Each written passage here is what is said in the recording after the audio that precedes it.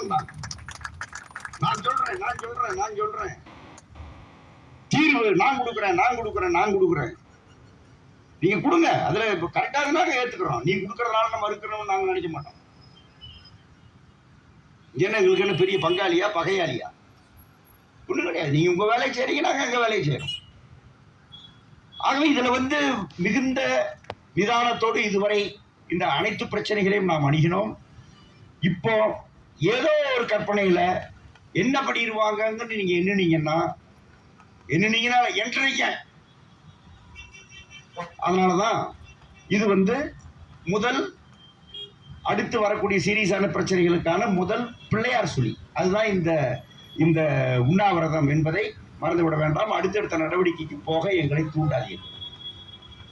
நிறுவனத்துக்கு நாம சொல்றது அதுதான், காவல்துறைக்கு சொல்றது அதுதான். நாங்க ஒன்றும் எந்த இதுவும் நாங்க பண்ணல. கலெக்டருக்கு சொல்றதும் அதுதான். ஏன்னா இவங்களுக்கு எங்களுக்கும் சண்டைனா கலெக்டர் எதுக்கு வர